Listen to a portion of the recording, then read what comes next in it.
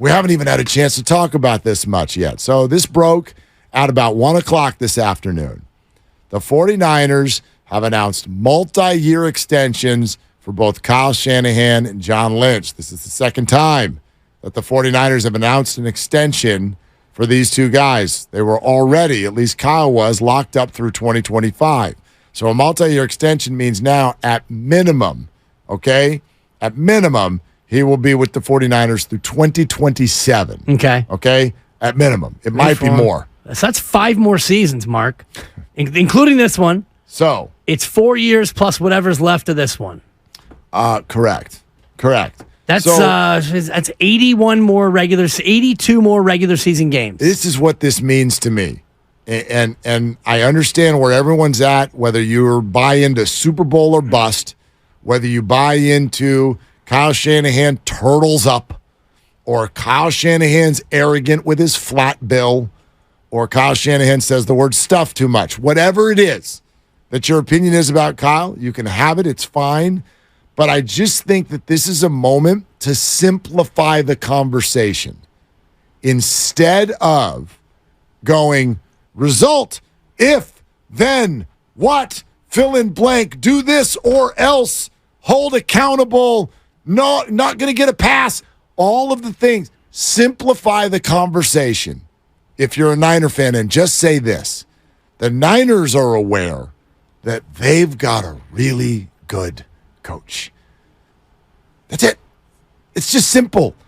You have a good person in a good spot, in an important spot in your organization, and you want him there because that's better than the alternative.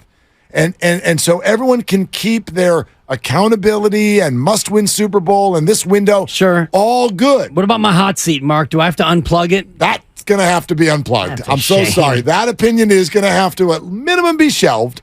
But just for me, that's what, just simplify it. Yeah. Really good coach. Keep him. That's it. Yeah. Just keep it right there. For me, that's where I keep it. Well, and they are going to keep him. Yes. So he was already signed through 25, which means this year and 2 more. If it's a multi-year extension, that means it's this year and 4 more minimum. And what this means, and this is going to be hard for 49er fans to wrap their head around as this reality gets closer, but he's going to become the longest tenured and the winningest regular season coach in Niner history. Right now, he's won 55 games in the regular year, and he is trailing Steve Mariucci at 57. And that'll be done in about 3 or 4 weeks. Buck Shaw at 71. Wow. And Bill Walsh at 92. George Seifert at 98. So by the time he's done if he coaches through his 82 games he has left, 4 years at 17 is 68 games, plus 14 this year. If he wins at a clip that he's been winning at, he's going to probably get 100 career. All he's got to do is go 500 to pass George Seifert. Right. Just about. He is 40. He's 43 wins behind Seifert. So, yeah, all you have to, you said he's got 80 if he goes some odd games. 44 and 40, he passes Seifert. And based on... I like his chances. I do too. So 49er fans who are anti-Shanahan, you're going to have to deal with the reality that he will be the longest tenured, and he will be the winningest regular season coach. And maybe if he gets a Lombardi... Who knows? He might get 4 in a row. He could get 5 even. I mean, who knows? But this is the company that he's going to be keeping. Yes. Assuming they don't, and again, we've had this conversation, like, if it goes full calamity mode, he still is getting 2, probably 3 years before they would even think about it, because you don't want to give a guy $10 million a year to go away. I would argue that full calamity mode has already left town, and I don't want to jinx anything. I don't even want to play with this scenario because we've been over it. No, because listen, the only way that this year was a calamity, the only way is if what they set up didn't work. And you've already got your answer, the 3-0.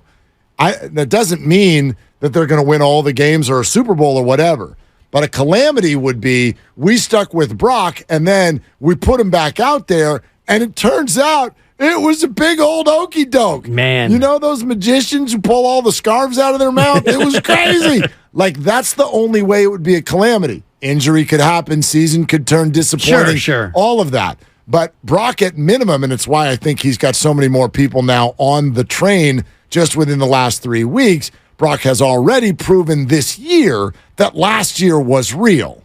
That wasn't it wasn't fake. It wasn't a figment of your imagination. It wasn't because, defensive coordinators didn't see him coming, or it wasn't just some energy in the room that was going the right way. All of that has been disproven. This is now a quarterback 3 weeks in with 3 more wins and still no turnovers. And so I know he fumbled once, but lost one fumble, yep. But you get what I'm saying. So I think that's already removed the idea of, will Shanahan set up a house of cards this year? A full calamity. And even if the offense were to fall into some disrepair, you look at the defense, and somebody earlier, I think on the YouTube feed, asked me, hey, is the offense as good as the defense yet? And I still say no. I think that this defense still, and it might be a 55 to 45%. It's pretty close in terms of which unit is better. But I look at last night, and that defense made it so that the offense's slow start, and it was a slow start. Brock was shaky on the opening drive. Yep. He went, and it's okay to say this and not be a Brock hater. I agree with you. He was 3 of 8 on the opening drive. They couldn't cash it in from the 11, field goal. They get it back, and they punt. So first 2 drives, 3 points, and he was 5 of 11 throwing the ball. It was a slow start, but the defense is so nasty. They forced 5 3-and-outs, and they basically made it so the Giants couldn't beat him on the ground, couldn't beat him with crazy legs QB, Danny Dimes, and they couldn't beat him through the air. So lots of luck, New York Giants. Yeah. They had 1 drive that resulted in a touchdown, and it was fueled by penalties. I will say this. I agree with you. I still think the defense is their calling card, if you will. However, when a team scores 30 or more just about every time they play, that is certainly effective and worthy of praise. And maybe this is the biggest compliment of all, or why the excitement level should be so high for the 49ers this year. Whenever you look at the top teams around the league, you're usually talking about an elite side of the ball. When I look at Dallas, I go, dude, your defense is really good. Right. Your offense is okay.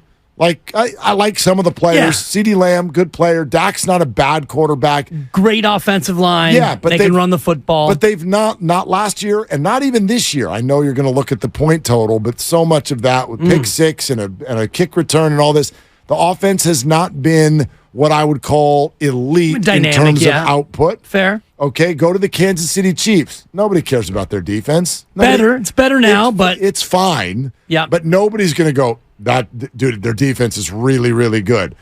Buffalo should be the balanced team, right? They are pretty balanced. I like them on both sides of the ball. Cincinnati, no one would be like, dude, elite defense. The Jets, I mean, if they had a quarterback, you could say. Gosh, if only we could think of a quarterback. Although their offense, even with A-Rod, was not as good as the Niners, their defense might be as good as the Niners. I don't know what do we know what their offense would have been with Aaron Rodgers. We saw 4 snaps. What are you saying? That's a small and they sample? went nowhere. It was crazy. Exactly. But the Niners are super balanced. And you can argue that they've got elite stuff to throw at you no matter what the scenario is in the game. Whoever's got the ball and wherever you are on the field, there are players who scare you. And that, to me, is pretty unique in right. NFL circles right now. Eagles, I guess we could have that conversation too. Yeah. Pretty balanced. And again, it's why they're so good. It's why I think they're scarier than Dallas. It's interesting if you think about like what could happen to the Niners if it was defensive maladies and injuries or offensive injuries. Which one could they withstand more thoroughly? And, you know, I don't want to get too deep into the injury conversation because you never want to put that out in the universe. But it feels like if either one of their units was compromised, this team could still win because their defense is that good. And like you said, their offense, if they had to go out and win a game 42-40, you feel like they probably could. Well, wait, how many points a game are they averaging with Ayuk this year? On offense? Yeah, how many points per game? Well, they've scored 90 total. Okay. How many points per game, though, just with Ayuk? 30. They scored 30 in all 3. Yeah. Guys, I was trying to set up a joke. Y'all looking at me like, come on, dummy. Yeah, In other words, they were a little compromised yesterday, and they scored the exact same number of You got a points. laugh track for him, I Grandy? was trying to. Sorry. Trying to agree with you over here. No, I did pretty. Thank you.